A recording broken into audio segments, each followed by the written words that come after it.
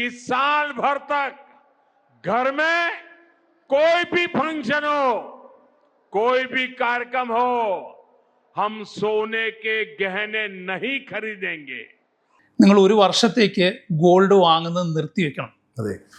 ഒപ്പം തന്നെ import duties കൂട്ടുകയും ചെയ്തു.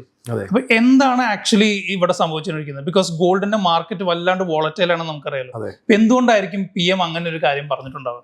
അദ്ദേഹം പറഞ്ഞ സ്റ്റേറ്റ്മെന്റ് ഉണ്ടല്ലോ, ഹിന്ദിയിലാണ്, എന്നാലും ആ പറഞ്ഞതിൽ 2 ഘടകങ്ങളുണ്ട്. അദ്ദേഹം കണക്ട് ചെയ്ത് പറഞ്ഞത് നമ്മുടെ വാങ്ങുന്ന ജ്വല്ലറി, ഗോൾഡ് ജ്വല്ലറി ഫങ്ഷൻസിനും, നോർമലി ഇന്ത്യയിൽ ഗോൾഡ് വാങ്ങുന്നത് ഫങ്ഷൻസിലാണ്, അല്ല മാരേജ് ഒക്കേഷൻസിൽ മാത്രം വാങ്ങുന്ന ഒരു മെറ്റലാണ് ഈ പറയുന്ന ഗോൾഡ്.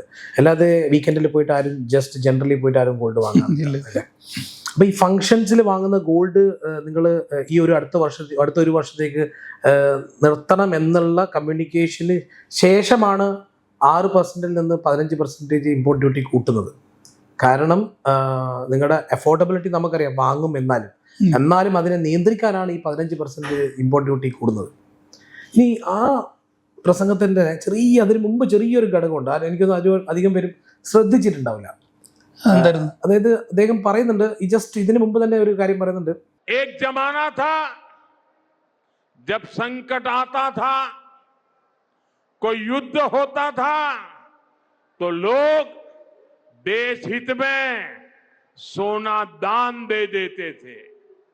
आज दान की जरूरत नहीं है, लेकिन देश हित में हमको ये तय करना पड़ेगा.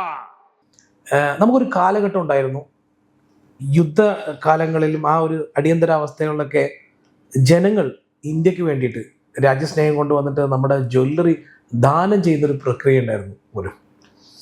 കേട്ടിട്ടുണ്ടോ അങ്ങനത്തെ ഒരു സമയത്ത്? ആരെങ്കിലും അങ്ങനെ ദാനം ചെയ്യോ കയ്യിലുള്ള ഗോൾഡ്?